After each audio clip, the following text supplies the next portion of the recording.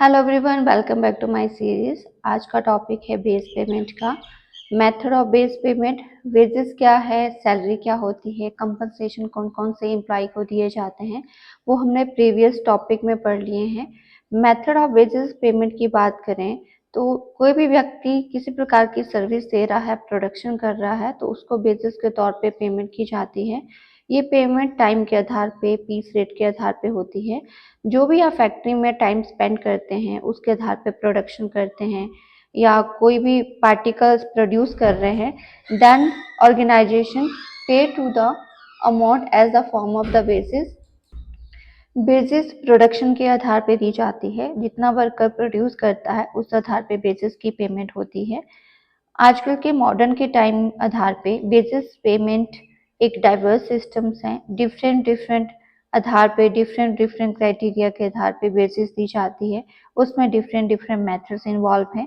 किसी व्यक्ति को टाइम के आधार पे, किसी व्यक्ति को पीस बेस सिस्टम के आधार पे, रेट के आधार पे, कहीं पे balance and debt base system रहता है तो कहीं पे इंसेंटिव बेस प्लान रहता है। तो ये कुछ मेथड है बेस पेमेंट्स के जिनको हम वन बाय वन डिस्कस करेंगे।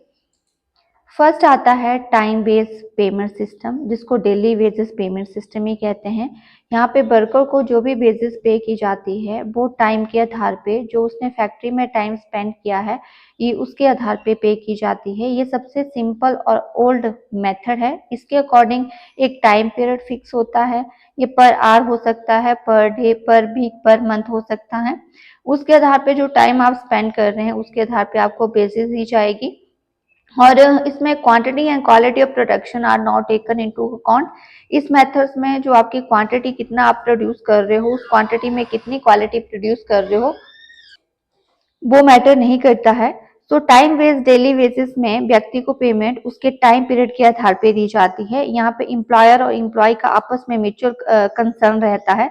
जो भी आप टाइम स्पेंड करते हैं ऑफिस में उसके आधार पे यहाँ पे पेमेंट होती है। अब इसके कुछ मेरिट एंड डिमेरिट की बात करते हैं। जब भी टाइम बेस्ड सिस्टम के आधार पे पेमेंट होती है, they are easy to calculate. यहाँ पे बेसिस जो है पर डे के हिसाब से दी जाती है, जितना टाइम आप स्पेंड करते हैं। सेकेंड है guarantee of the minimum basis. आप टाइम चाहे ज्यादा स्पेंड करें, कम स्पेंड करें, लेकिन आपको जो पेमेंट सैलरी की दी जाएगी, बेसिस की दी जाएगी, वो as per the fix minimum basis act 1948 के तहत दी जाती है। थर्ड आता है best quality of the productions. जब टाइम बेसिस सिस्टम के आधार पे किसी व्यक्ति को बेसिस पे की जाती है तो उसमें जो प्रोडक्शन रहती है वो क्वालिटेटिव नेचर्स की होती है, क्योंकि यहाँ पे वर्कर को हरी सिचुएशन में या फिर फास्ट करने की सिचुएशंस में काम नहीं करना पड़ता है, तो क्वालिटी इंप्रूव होती है। Acceptance by the trade union. जितनी भी ऑर्गेनाइजेशन में ट्रेड यूनियन होती है वो टाइम बेस्ड सिस्टम के ऊपर बेस्ड होती है, बिकॉज वो टाइम बेस्ड सिस्टम को सपोर्ट करती है, पीस बेस्ड सिस्टम को सपोर्ट नहीं करती है। Proper utilisation of the resources. Time based system के तहत जो है वर्कर की केयर्स और सर्टेनिटी बनी रहती है। यहाँ पे वर्कर को कोई भी टाइम एक्स्ट्रा वेस्ट नहीं करना पड़ता है। टूल या टेक्निक की डेप्रिसिएशंस कम होती हैं। Less labour accident. Time based system में एक्सीडेंट के खतरे कम होते हैं, क्योंकि यहाँ पे टारगेट को अचीव करने की जल्दी एक वर्कर को नहीं होती है, जिसमें एक्सीडेंट के खतरे कम हो जाते हैं। Reduction in administrative expenses. जो एक्स्ट्रा एक्सपेंसेस होते हैं जो एडमिनिस्ट्रेटिव वेयर करती है उसमें भी रिडक्शंस होती है, क्योंकि यहाँ पे काम एम्प्लॉयर और एम्प्लॉय के म्यूचुअल ट्रस्ट के आधार पे होता है। तो एक्स्ट्रा जो वर्कलोड होता है या एक्स्ट्रा खर्चे होते हैं वो भी कम होते हैं। वर्कर यहाँ पे फुल डेडिकेशन के साथ काम करते हैं। इसके कुछ डिसएडवांटेजेस भी हैं। जब व्यक्ति को टाइम के आधार पे बेसिस पे की जाती है तो जो एफिशिएंट वर्कर है उसके साथ इनजस्टिस होती है, क्योंकि यहाँ पे 10 to 5 अगर आप काम कर रहे हो तो कुछ लोग अच्छे से काम करते हैं, कुछ लोग अच्छे से काम नहीं कर रहे हैं। तो जो एफिशिएंट वर्कर है उनको एक प्रॉपर जो वेजेस सिस्टम मिलना चाहिए वो नहीं मिल पाता है। Lack of the incentive. तो यहाँ पे जो व्यक्ति को इंसेंटिव या एक्स्ट्रा बोनस या एक्स्ट्रा पेमेंट है वो नहीं मिलती है, क्योंकि टाइम के आधार पर उनको फिक्स अमाउंट मिलता है, मिनिमम अमाउंट मिलता है। Increase in the supervisory cost. यहाँ पे जो सुपीरियर है उनकी कॉस्ट ज्यादा हो जाती है, क्योंकि सुपीरियर को अपने सबॉर्डिनेट को चेक करना पड़ता है कि वो ढंग से काम कर रहा है कि नहीं कर रहा है। Industrial dispute. यहाँ पे एम्प्लॉयर और एम्प्लॉय का डिस्प्यूट ज्यादा होता है, क्योंकि इसमें कुछ इनएफिशिएंट वर्कर होते हैं, अगर वो ढंग से काम नहीं करते हैं तो सुपरवाइजर का रोल ज्यादा इन्वॉल्व हो जाता है, जिसके कारण डिस्प्यूट बना रहता है। This is very expensive method, क्योंकि इसमें सुपरवाइजर का खर्चा जो है वो ज्यादा होता है, और अगर प्रॉफिट जो है कभी कभार कम अर्न होता है, जिसके कारण जो है एक्स्ट्रा पेमेंट आपको करनी पड़ती है। तो एक तरह का टाइम बेस्ड सिस्टम एक एक्सपेंसिव मेथड है। अब बात करते हैं कि किस ऑर्गेनाइजेशन में टाइम के आधार पे वेजेस देनी चाहिए। जहां पे काम को फिक्स करना मुश्किल हो, जैसे कि क्लर्क कितना काम कर रहा है, तो ये डिसाइडेड नहीं है कि क्लर्क एक दिन में कितना काम कर सकता है, तो वहां पे स्टैंडर्ड फिक्स करना टफ है।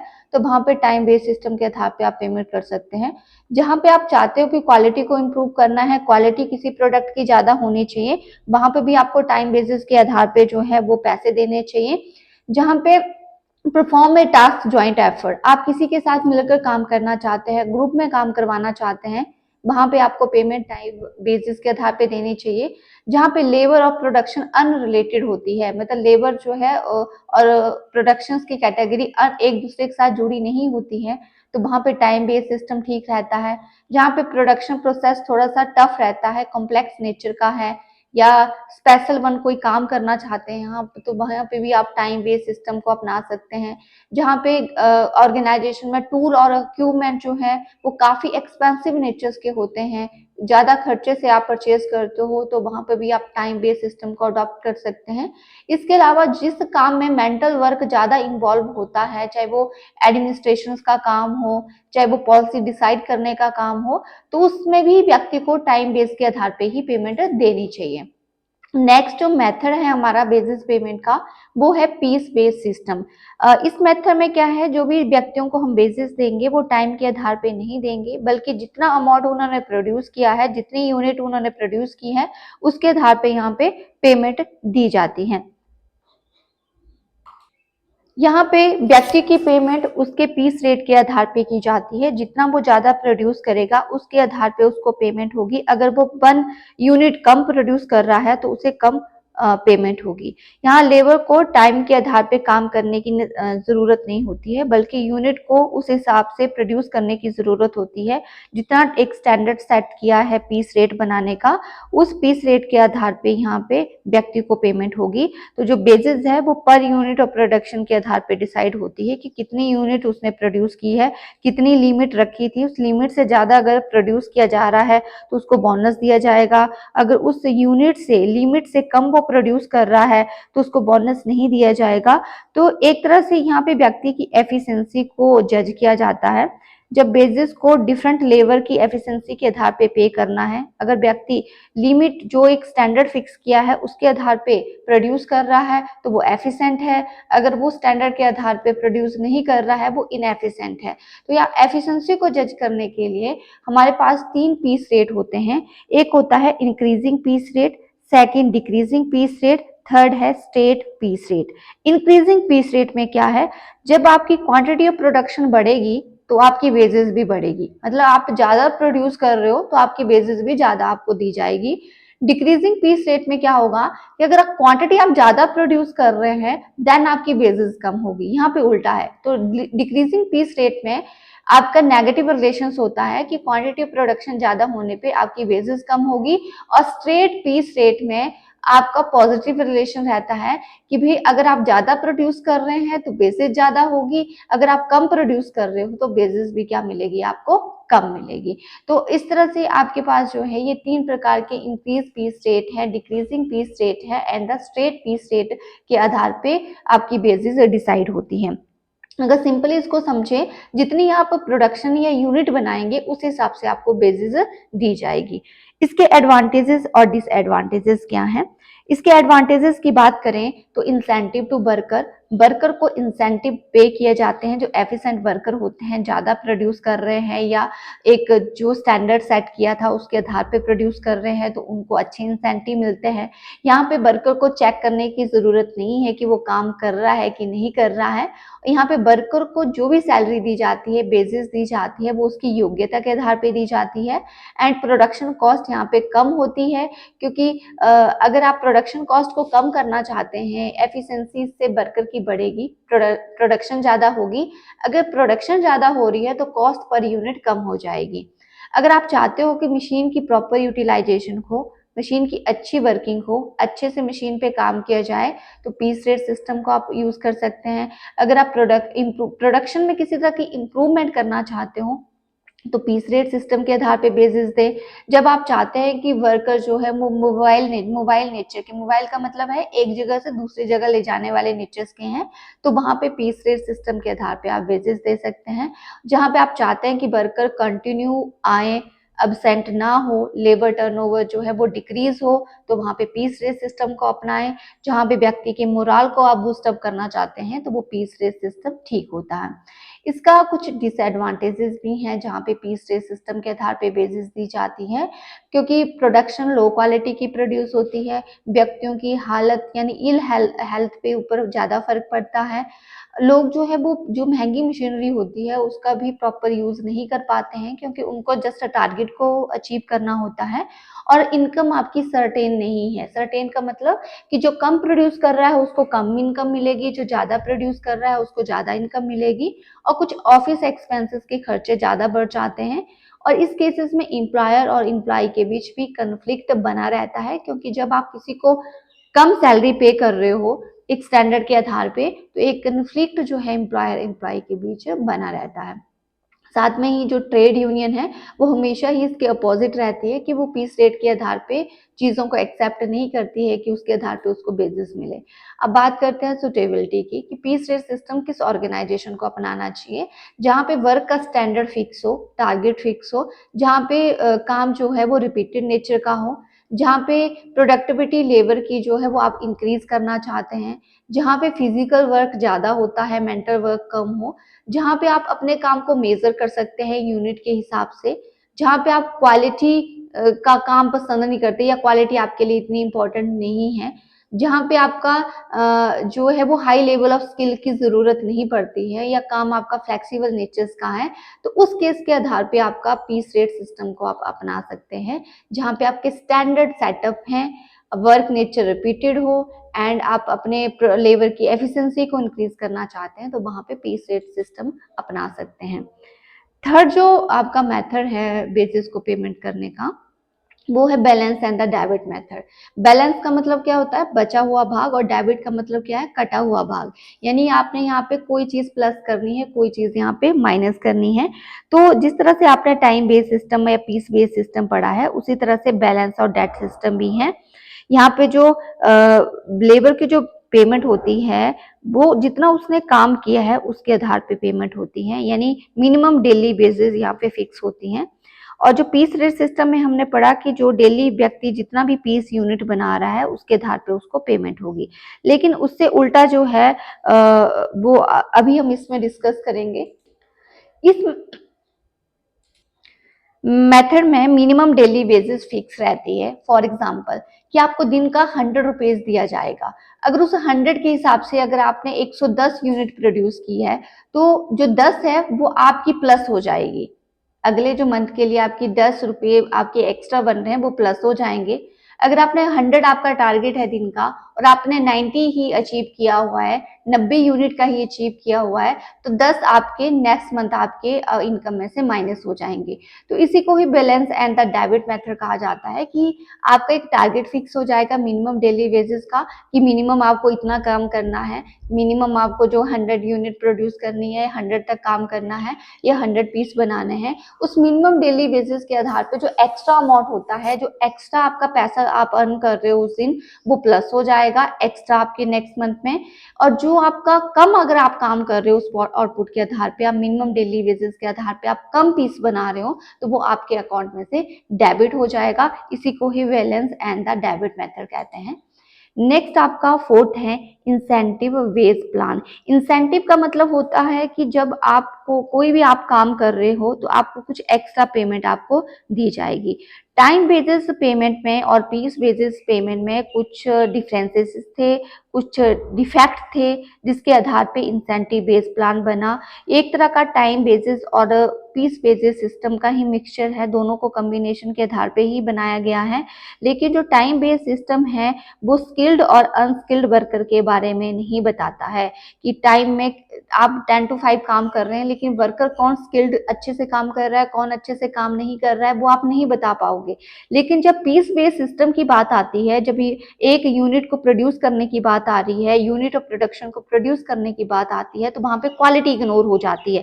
तो इन दोनों के डिफेक्ट को कम करने के लिए इंसेंटिव बेस्ड प्लान बना है कि अगर व्यक्ति एफिशिएंट है और अच्छे से एक्स्ट्रा काम कर रहा है, अच्छे से एक्स्ट्रा आउटपुट दे रहा है, तो उसको बोनस या प्रीमियम दिया जाएगा।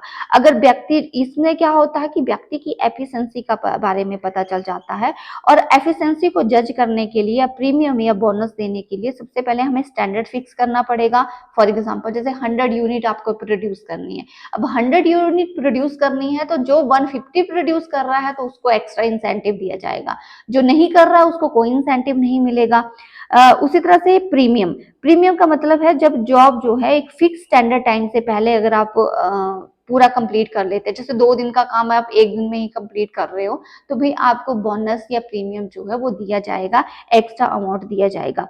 इंसेंटिव बेसिस प्लान को समझने के लिए इसके टाइप्स बहुत से हैं, तो इसके टाइप्स को समझना जरूरी है। जैसे कि हाल से प्रीमियम प्लान है, रोवन प्रीमियम प्लान है, Taylor differential piece rate system, Emerson efficiency premium plan, Bedaux bond pound premium plan, Merrick plan, the Gantt task bonus plan, the Priestman output bonus system, the worth changing profit sharing plan. ये सारे आपके kinds of incentive basis plan हैं, जिनको हम one by one जो है discuss करेंगे।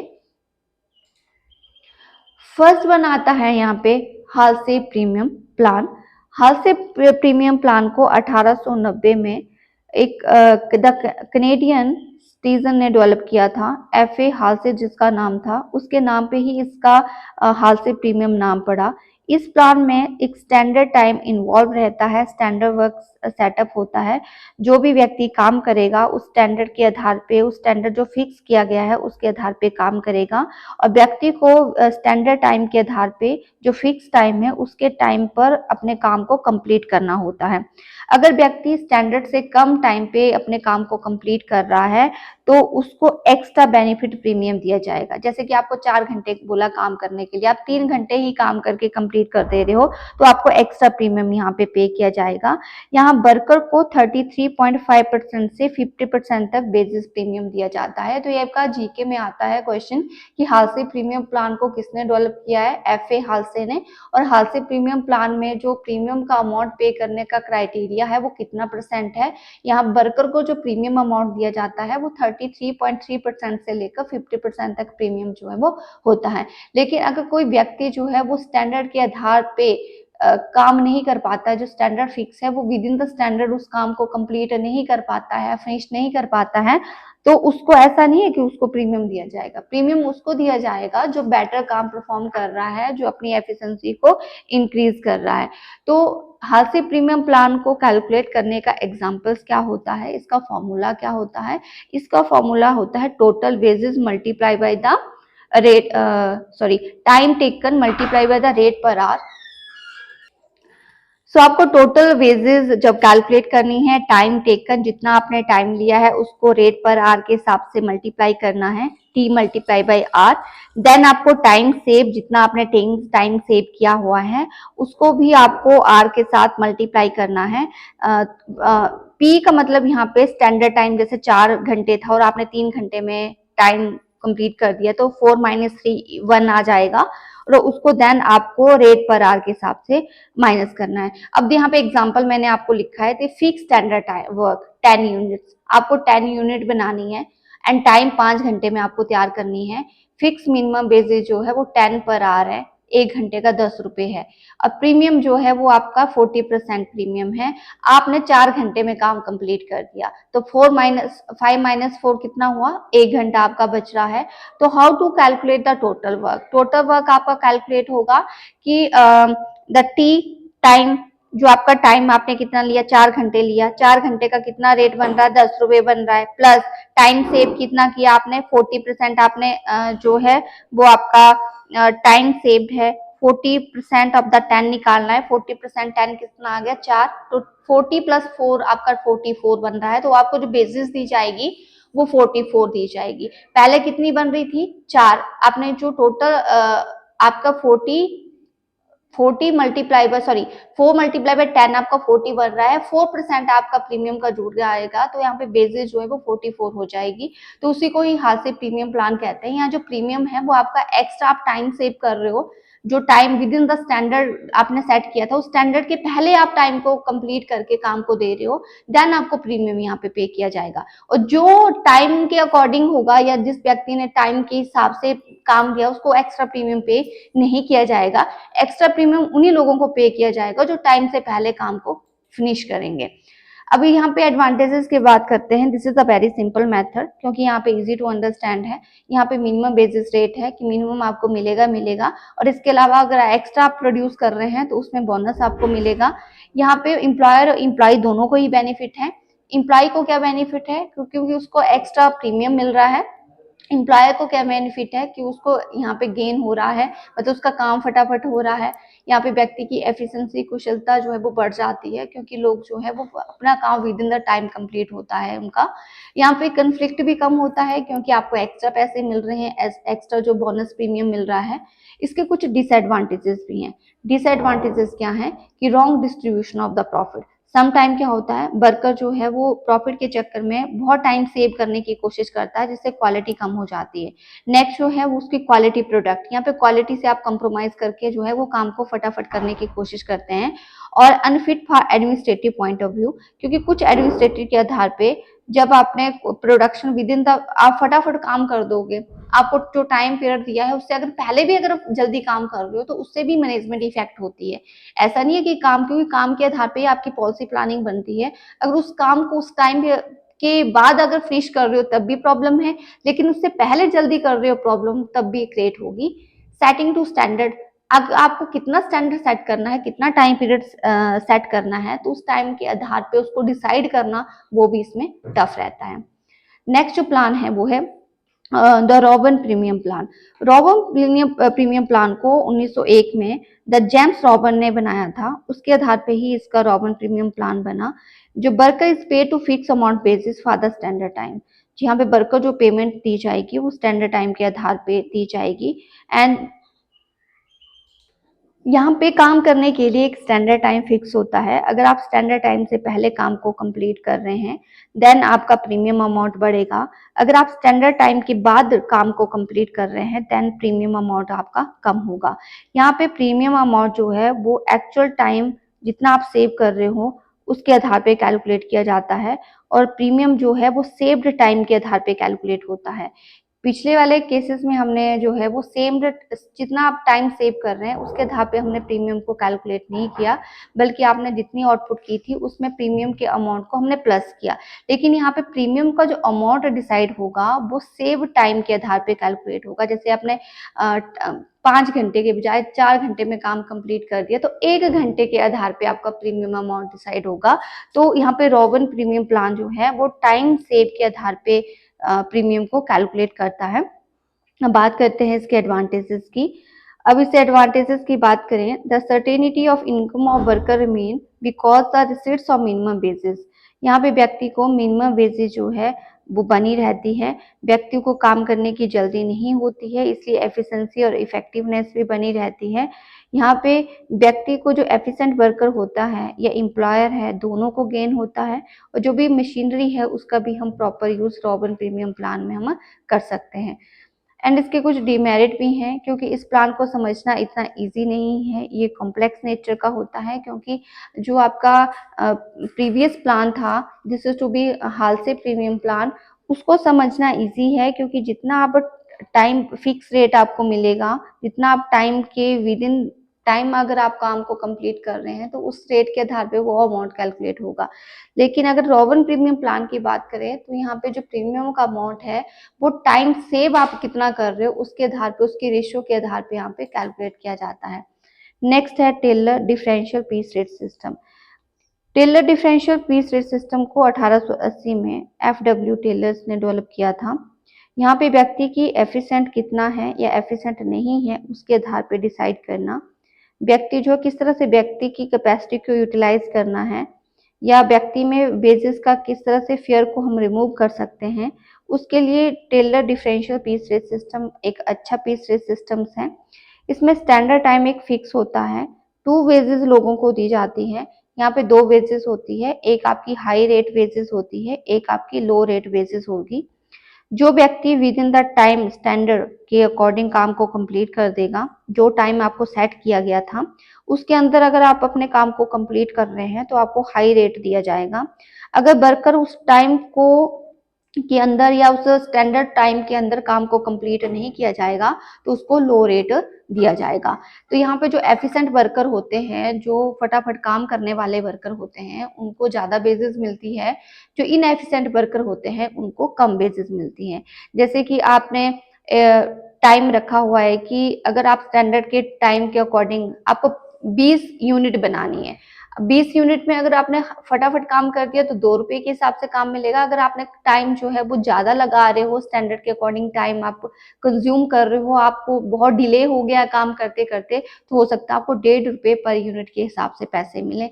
तो उसी हिसाब से जो वो ड्रॉबैक रहता है। नेक्स्ट है आपका the Gantt task to the bonus plan. जो आपका गैंट टास्क बोनस प्लान है ये आपके एचएल गैंट ने डेवलप किया था। यहाँ पे आपके फिक्स डेली बेसिस के आधार पे वर्कर को पेमेंट दी जाती है। यहाँ पे वेदर ही फिनिश स्टैंडर्ड वर्क या नॉट, मतलब ऐसा नहीं है कि आपको स्टैंडर्ड वर्क के अकॉर्डिंग काम करना ही करना है। यहाँ पे स्टैंडर्ड वर्क के ऊपर ज्यादा ध्यान नहीं दिया गया है। इस मेथड के अकॉर्डिंग वर्कर को फिक्स्ड डेली बेसिस मिलते ही मिलते हैं, चाहे वो स्टैंडर्ड वर्क के अकॉर्डिंग काम करे या ना करे। और हु फिनिश स्टैंडर्ड वर्क या मोर देन स्टैंडर्ड वर्क, जो व्यक्ति जो स्टैंडर्ड वर्क से ज्यादा या पहले काम करता है तो ही get to the additional bonus. ये बोनस रेंज 20 to 50% होती है। ये सिंपल प्लान है, इजी टू कैलकुलेट है।